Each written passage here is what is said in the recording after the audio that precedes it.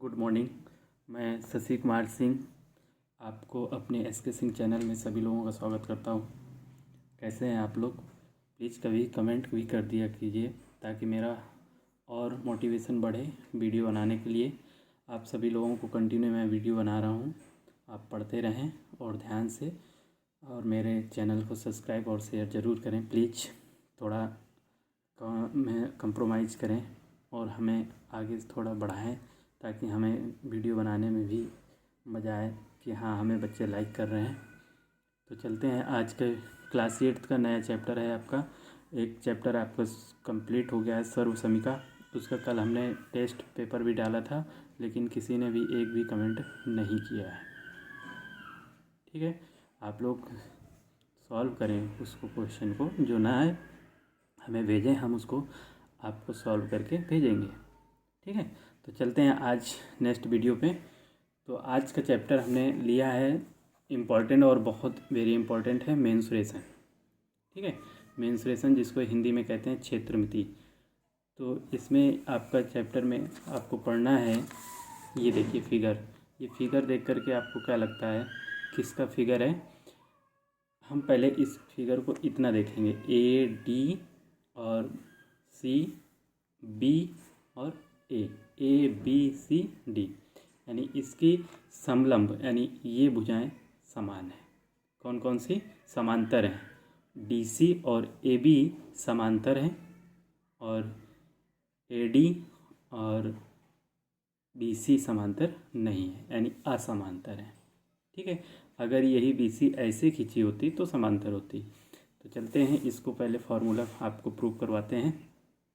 समलंब चतुर्भुज ABCD, समलंब चतुर्भुज ABCD, ABCD ये कैसा है? समलंब चतुर्भुज जिसमें AB समांतर है CD के, यानी ये वाली भुजा समांतर है इसके। समांतर की बात जो समान हो, यानी समान लंबाई की नहीं, समांतर यानी समान में हो। जैसे दो रेल की पटरियाँ होती हैं, एक ये होती है एक ये, तो ये एक दूसरे के क्या है? समांतर हैं। ठीक है, अब समांतर कैसे नहीं होंगी? अगर एक ऐसे है एक ऐसे है, ये तो समांतर होगी नहीं। एक ऐसे है तो भी नहीं समांतर होगी। जैसे एक है उसी तरह दूसरी। जैसे आप लोग असेंबली में प्रेयर के समय लाइन लगाते हैं तो दो लाइनें एक दूसरे के क्या होती हैं? समांतर होती हैं। ठीक है, तो ये क्या हो गया? AB समांतर है CD के, और AD समांतर नहीं है किसके? BC के। ये क्या है? असमांतर। ये कैसी भुजा है? असमांतर। तो AB और AB और DC किसी एक भुजा को समलंब का आधार कहते हैं। मतलब समलंब जो है उनमें से किसी एक भुजा को क्या कह देंगे? आधार। देखिए फिगर में AB और DC इनमें से किसी एक भुजा को, दो में से किसी एक भुजा को क्या कहेंगे? आधार कहेंगे। या तो इसको कह दो या फिर इसको, और ये जितना होगा यही समांतर है, दोनों इक्वल समान हो जाएंगी तो आधार हो गया। इन समांतर भुजाओं के बीच की दूरी को और इनके बीच की दूरी को क्या कहते हैं? समलंब की ऊंचाई। देखो इनके यानी DC और AB इसके बीच की क्या? बीच की दूरी कौन सी? ये CM क्या है? H है ना, इसको क्या कहते हैं? ऊंचाई। दोनों के बीच की दूरी को ऊंचाई कहेंगे। क्लियर है? आगे देखिए, AN = MC = H, वही बात हो गई ना। अब AN कहाँ से आया? देखिए फिर से फिगर में AN ये हो गया और MC ये हो गया। दोनों क्या है? ये भी समांतर है। AN समांतर है MC के, और दोनों क्या है? समांतर चतुर्भुज यानी समलंब चतुर्भुज की ऊंचाई है, जो हम H से व्यक्त करते हैं। क्लियर? विकर्ण AC द्वारा समलंबकार यानी समलंबाकार क्षेत्र, जो समलंब फिगर है उसको विकर्ण AC द्वारा दो त्रिभुजों में विभाजित कर देता है। यानी AC जो समलंब चतुर्भुज है आपका, ये समलंब चतुर्भुज है, इसको समलंब चतुर्भुज बोलेंगे। किसको? ABCD को। ये AC जो भुजा है इसको दो त्रिभुजों में बांट देता है। जो एक त्रिभुज होगा ABC, देखिए AC, ये B और ये, इतना एक त्रिभुज हो गया और ये एक त्रिभुज हो गया। ठीक है, दो त्रिभुजों में इसको विभाजित कर देता है। यही लिखा है, विकर्ण AC द्वारा समलंबाकार क्षेत्र ABCD को दो त्रिभुजाकार क्षेत्र ABC और ADC में विभाजित कर देता है। अब इसका हमें क्षेत्रफल निकालना होगा।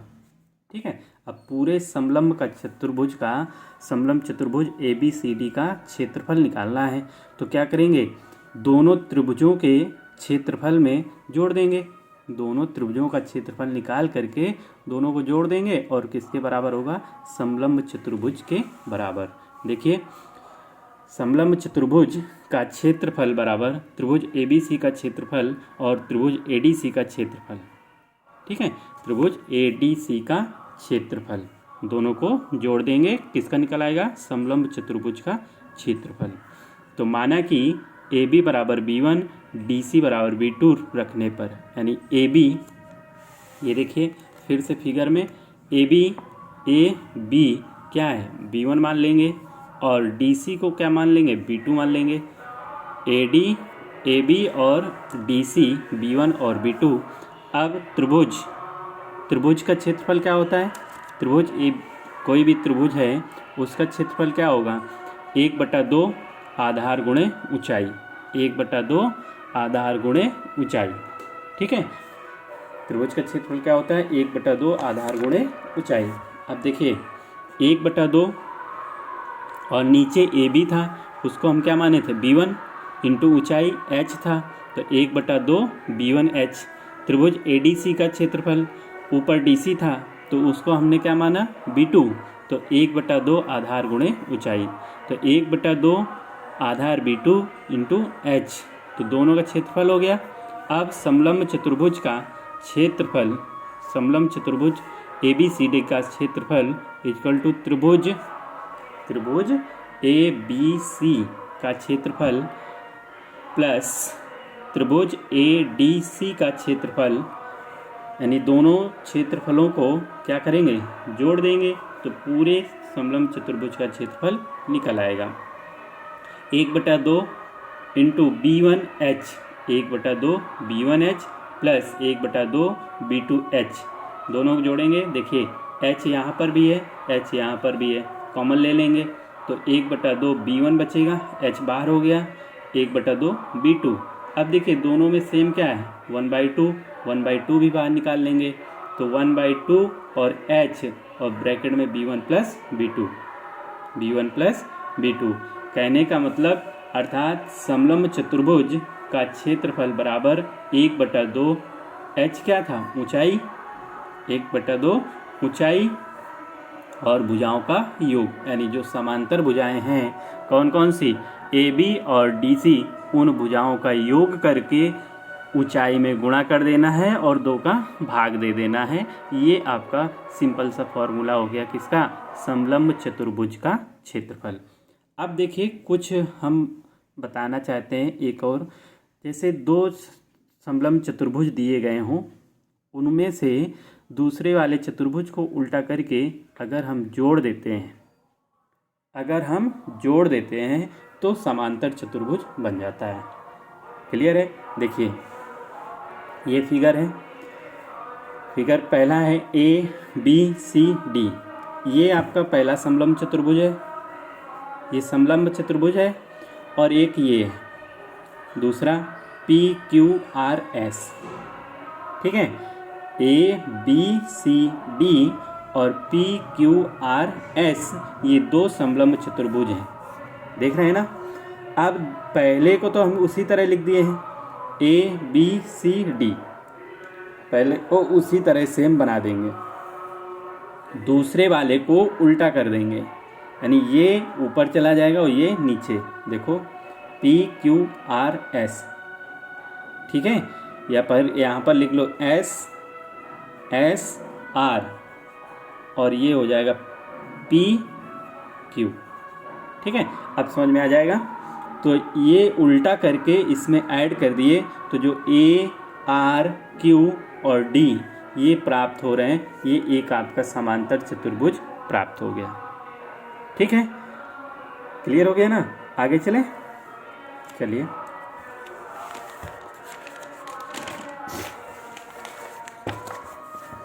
आगे चलते हैं। आज कुछ एक एग्जाम्पल कर लेते हैं, क्लियर हो जाएगा आपका समलंब चतुर्भुज। देखिए, अर्थात दो समान समलंब से मिलकर एक समांतर चतुर्भुज बनता है। यानी दो समान समलंब को मिला दिया जाए, दो इक्वल समलंब हैं और उनको मिला करके क्या बन जाएगा? समांतर चतुर्भुज। क्लियर है ना? जो अभी पीछे हमने दो चित्रों को जोड़ दिया था। अब देखिए, एग्जाम्पल है समलंब की समांतर भुजाएं। जो समलंब दिया गया है, ये फिगर दिख रहा होगा, ये दिख रहा है ना? ये मोटा कर दे रहे हैं, आपको दिखेगा जिसमें ये देखिए, ये समलंब चतुर्भुज है। यानी समलंब की समांतर भुजाएं ए बी सी डी, जिसमें 15 मीटर और 8 मीटर हैं। उनके बीच की दूरी 12 मीटर है। समलंब से घिरे क्षेत्रफल, समलंब का क्षेत्रफल ज्ञात कीजिए।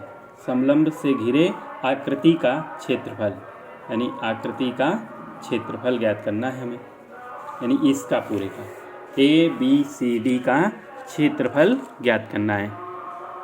तो सबसे पहले क्वेश्चन को 2 या 3 बार पढ़ेंगे।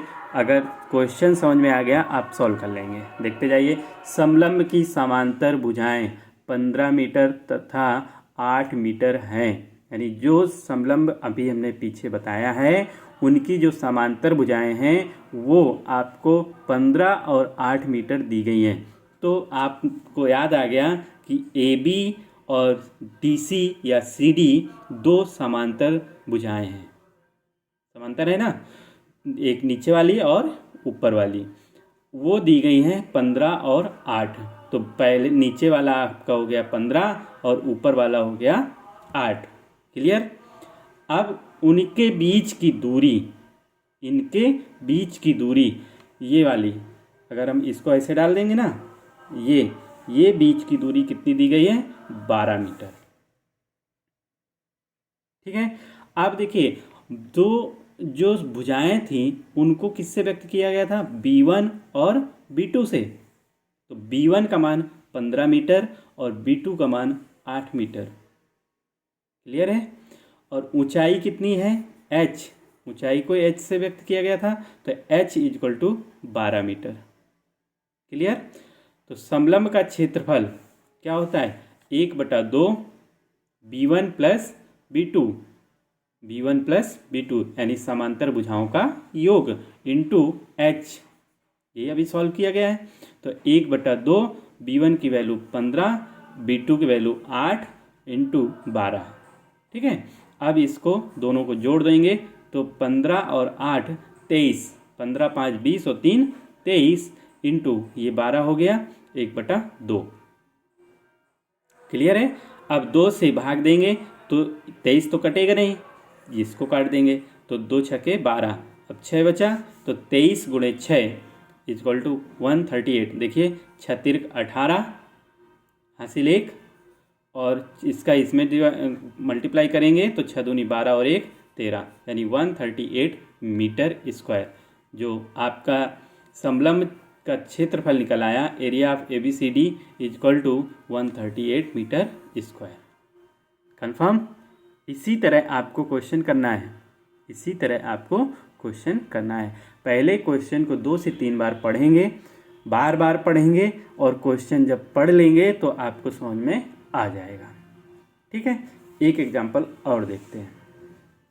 ऊंचाई 3 सेंटीमीटर वाले 3 सेंटीमीटर वाले एक समलंबाकार क्षेत्र का क्षेत्रफल 12 सेंटीमीटर है।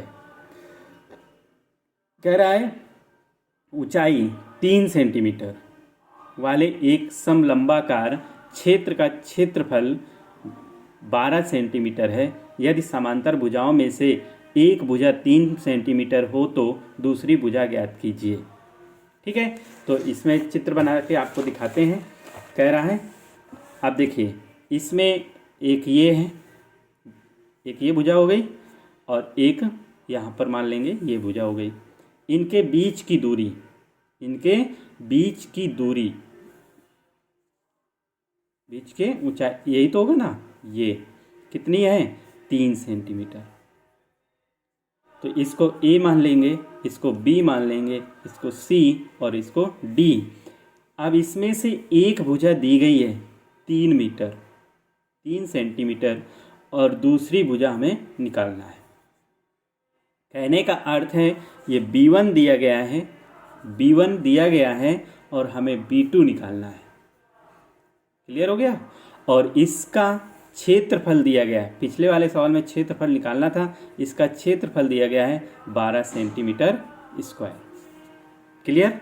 देखिए क्या क्या दिया गया है, ये देखिए ऊंचाई 3 सेंटीमीटर वाले एक समलंबाकार क्षेत्र का क्षेत्रफल 12 सेंटीमीटर स्क्वायर है। यदि समांतर भुजाओं में से एक, जो दो समांतर भुजाएं होती हैं, एक B1 और एक B2, उनमें से एक 3 सेंटीमीटर हो तो दूसरी भुजा ज्ञात कीजिए।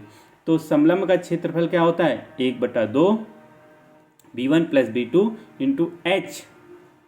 तो दिया गया है, क्षेत्रफल दिया गया है, एक भुजा दी गई है और क्या दिया गया है ऊंचाई, ऊंचाई दी गई है देखिए 3 सेंटीमीटर। अब फॉर्मूले में रख देंगे तो क्षेत्रफल equal to 1/2 B1 + B2 into H। तो यहाँ पर मान रख देंगे तो 12 इक्वल टू 1/2 3 + B2 इंटू 3। अब इसका क्रॉस मल्टीप्लाई करेंगे, इधर चला गया तो 12 × 2 इक्वल टू ये 3 और 3 + B2, 3 का मल्टीप्लाई कर देंगे अंदर तो ये हो जाएगा 12 दूनी 24 equal to 3 × 9 + 3B2। Clear, 3B2। अब देखिए 24 इधर 9 पक्षांतर करेंगे तो 24 - 9 इक्वल टू 3B2। इसको घटाएंगे तो 15 आ गया, 15 इक्वल टू 3B2 और ये 5 इसका भाग देंगे तो कितना आ गया 5 सेंटीमीटर। जो दूसरी भुजा B2 है उसका मान कितना आ गया 5 सेंटीमीटर। कन्फर्म हो गया है ना। तो इस तरह आपके फॉर्मूला याद हो गया होगा। समलंब चतुर्भुज का क्षेत्रफल इक्वल टू 1/2 समांतर भुजाओं का योग इंटू ऊंचाई, या 1/2 B1 + B2 इंटू H।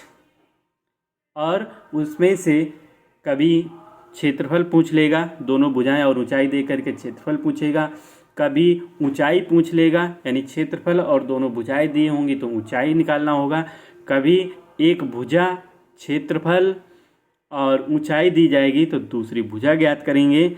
तो आपका सिंपल सा क्वेश्चन को पढ़ेंगे, पता चल जाएगा, फिगर बनाएंगे, फिगर बनाने की कोशिश करेंगे तभी आपका क्वेश्चन सॉल्व होगा।